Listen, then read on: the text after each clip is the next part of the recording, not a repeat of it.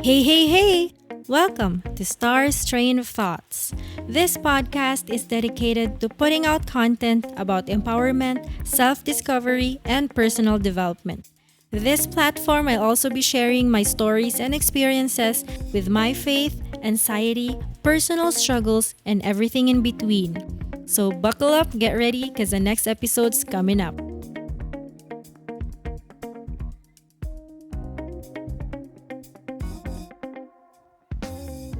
Hey guys, and welcome to another podcast episode. So for this one, I'm gonna be talking about envy. I had this blog post that I did about envy mindset, and I thought of doing an audio clip on this blog. So, envy mindset. I actually written this like a Friday, August 21. So I woke up at 5 in the morning and I had this heavy feeling. It was probably because of my sleeping position or maybe just the body adjusting to my waking. I wanted to write, yet I was not sure of what I should be talking about. Then I just watched a video. That video was my first take on my devotional for the day. I was so encouraged with the context of the video because it was so full of wisdom, and the person, speaking shared something relatable. And here I am just absorbing everything, trying to process, trying to embrace all the thoughts and wisdom that this person was sharing. And it came to a point when I felt something negative in me. I felt envy. I felt envy with the platform that person had and how large the audience was as compared to mine. So it's very common that we easily compare ourselves to another human being or whatever that person's accomplishments are, whatever, experiences that person has. So we easily get to compare everything, especially now with the modern and digital age, that we see all these things posted online, posted on their social media, all the things that they have, all the experience that they had. So we easily get envy. Envy actually is very difficult because it gets destructive. At the same time, it is really a sin that all of us are tempted to experience. That led me to writing about envy. But before we go through my blog post, let me just share with you or talk about why is envy considered a sin. It was being mentioned, in Galatians 5 verses 19 to 21, when envy springs up and is allowed to live and grow in a person's heart, it has horrible consequences. We can see many accounts of that in the Bible, of course, like as we have known in Genesis 4 verses 3 to 8, when Abel's sacrifice was respected by God and Cain was not, so Cain killed his brother out of envy. It was seen in Numbers 16 when Korah was envious of Moses. And also in 1 Samuel, when Saul let envy of David enter his heart, result was that he was killed. It's not just limited to us. It's not just limited to the people in the Bible, but everybody ever since have experienced this kind of sin, this envy. It's really, evident in our lives, especially when we absorb it. And it could get to a point where it rots up to the very deep of our soul, It's very easy for us to get envious when we compare ourselves with other people, with the possessions that they have, even with the traits or the personalities a person have, and even their ministry. If you see this type of leader and you just admire that person, it's okay to admire what his or her accomplishments are. But if we get to a point where we get so envious that we try to manipulate that person or hate that person or, destroy their talents or their ministries or the opportunities, it's kind of getting out of hand. Actually, it has this conscious work that we have to do. It takes a lot of work in us to try to become free from it. And sometimes when we also compare ourselves with the accomplishments of another person, sometimes we get bitter and we choose not to rejoice or celebrate with them. And that's kind of a sad thing, but it's the reality. Everybody experiences this. some of us even overcame this. It's not an exemption that we are free from this because it can keep on happening. It's not a sin to be tempted, but if we allowed it to live inside us, to absorb in us, to reflect in our hearts, that's when it becomes destructive.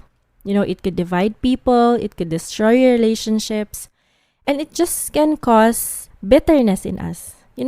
The saying or the thought, we should not be bitter, but we should try to be better.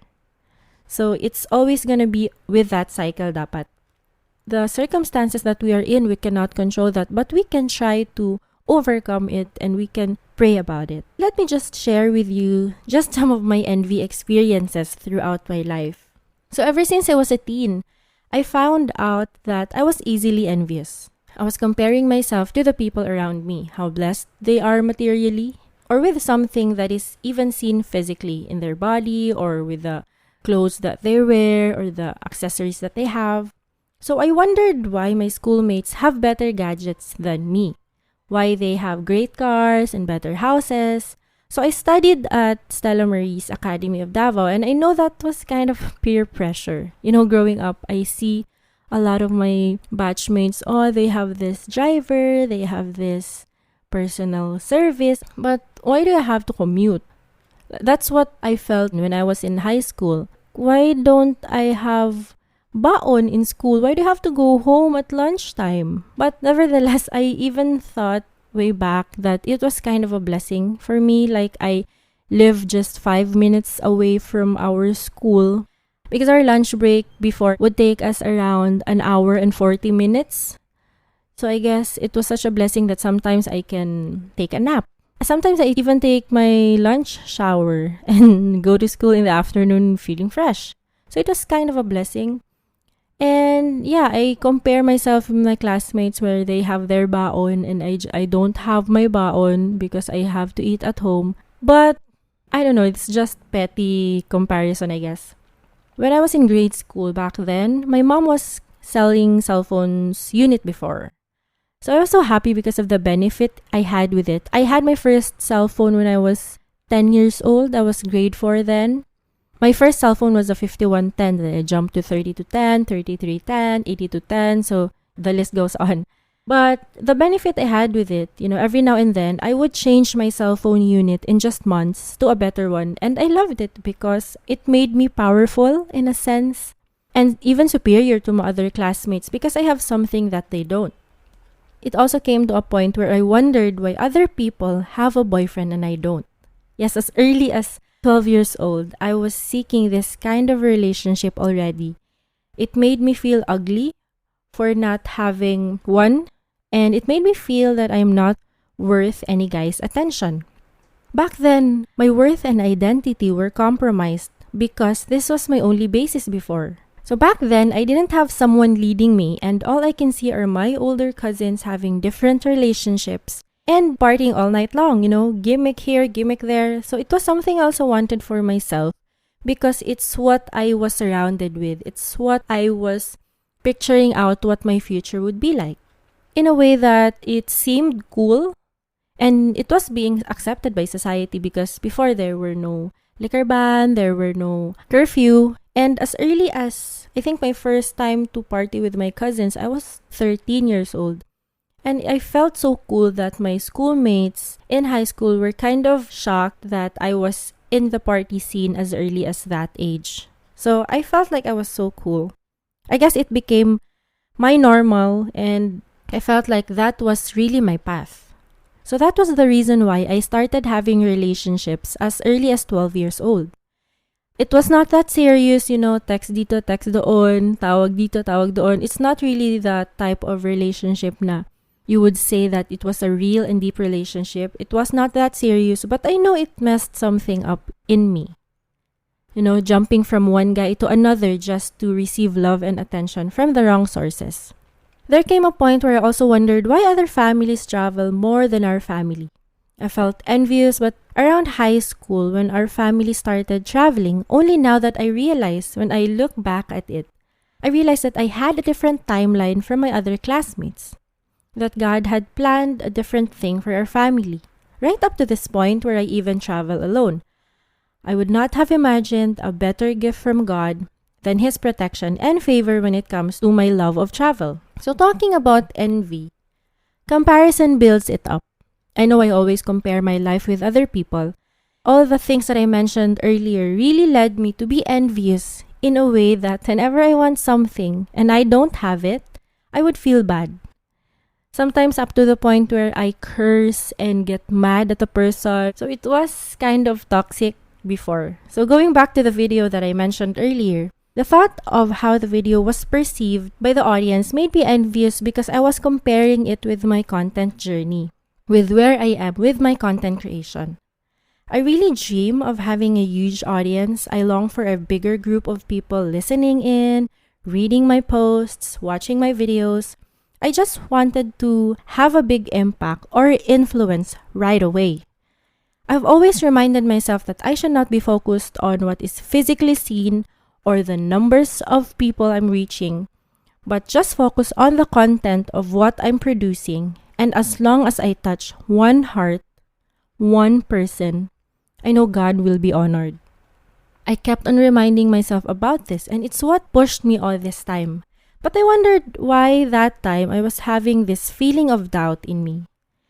And here I was, reminded by God that I needed to deepen my faith and trust in Him. That I have a different timeline from the people I compare myself with.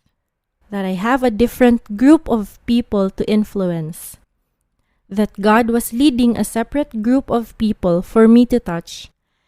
It may not be seen with the eyes, the number of viewers, the number of listeners, but I needed to remind myself that it will not be me who will change a person, but it is within God's power. Having this sinful human nature, it is normal that sometimes we have these negativities. For those who truly know me, I was a very jealous and envious person before. Through the years of being fearful of this emotion, of this sin, and of trying to avoid dealing it, I eventually got tired. I got tired of being controlled by this strong emotion, and I just encouraged myself and consistently remind myself of God's truth and that I needed to fight this. I felt that God is sending a message to me about this issue, and I know God is working something in me with my current season. There's a big difference with just accepting or admitting that you have envy or that you easily get envious. And it's another thing to try to fight that, to try to overcome that. So it says in James chapter 3 verses 14 to 16, let me share with you this verse. It says that, "But if you harbor bitter envy and selfish ambition in your hearts, do not boast about it or deny the truth. For where you have envy and selfish ambition, there you find disorder and every evil practice. Such wisdom does not come down from heaven, but is earthly, unspiritual, and demonic." In the context of James chapter 3, first and foremost, having envy and selfish ambitions in our hearts is normal. Of course, because we are human. But it does not mean that it is right. We need not boast about these things, and we need to be fighting this and trying our best for it to not consume our hearts. It was mentioned that where we have envy and selfish ambition, there we will find disorder and evil. Have you ever experienced having this strong envy where it leads you to be grumpy and angry at the world and is being reflected on how you are treating everyone around you? I know how difficult it is because I experienced it for myself. I'm not saying that I'm not experiencing it anymore, but now I'm trying my best not to be on that same wavelength as where I was before. We have no control over the things that appear in our lives, but we have control over how we respond. We need to be doing something about it, to fight it, and be above it. It is only possible with the help of God. We need to lift this to God and pray about it before we start to overcome it. We need to be aligning ourselves with the truth for us to be reminded about what really matters. It says in 1 Peter chapter 2 verse 1, "Therefore, rid yourselves of all malice and all deceit, hypocrisy, envy, and slander of every kind. So I was given most of my life the things I wanted, and I know it contributed to how I am today. I was not even being a good steward of the things I'm blessed with. I even demand things to go my way because I guess I just got used to it. I was kind of a spoiled brat in some point in my life. That's why I have this selfishness in me. I needed to have things my way, and I needed to have material things right then and there. If I want something, I want to buy it agad. But when God took all the things that mattered to me and left me with only the necessary and important things, I was forced to see things from a different perspective, from a different angle, from a new set of eyes. It helped me to see things in the eyes of God. We all know that not everything in this world, what is happening in our world, can easily be understood. Not everything was meant to be understood, but it takes a higher level of faith, and that we put our trust in God, that whatever He brings to our lives, we embrace and accept them, because in the end, we know it only brings us to His glory. It is also common to get envious of the success of other people, or the better platform or career that they have. But we need to learn to rejoice in other people's success without being envious. We need to flee away from this kind of negative reaction and start celebrating these people's success. Have you ever experienced this before, when your friend or when someone close to you have been successful or have something great that you also wanted for yourself, and you get so envious? You choose not to celebrate or congratulate that person. Diba? We all have experienced that. But we should not compare, because God has a different plan for our lives and He has a different timeline for us. For us to make God's goodness our lens in the middle of this issue, we need to renew the way we receive and perceive these things. We need to refresh our perception of things that are not even worth being envious about. We have to believe that God will bless us, not the same as others, but on a different light, or on a different time. And that alone helps me to overcome envy. And I hope it helps you too. We move closer to God for us to be away from the temptation of becoming envy. Envy can destroy us. Envy distracts us from identifying and acknowledging God's goodness and His blessing in our lives. It blinds us to the things that are important and the things that He is blessing us with. It is telling us to be discontented with life. It is such danger. That is why this is considered to be part of the bad fruits. It halts us from being fruitful. It stops us from being grateful. It leads us to think that God does not love us. So let us not let envy take away our sight of God's goodness. Let me just leave you with this Bible verse coming from Jeremiah 29 verse 11. For I know the plans I have for you, says the Lord. They are plans for good and not for disaster, to give you a hope and a future. So that's it for this podcast episode. I hope you learned something, and I hope it would help you also to overcome this envy mindset. So thank you for listening, and I hope you get to hear some more of my podcast episode. You can listen to my podcasts in Anchor, Spotify, Stitcher, Apple Podcasts, and Podbean. Feel free to listen to it, download it, and even share it to your friends. So thank you. That's it for now. Bye!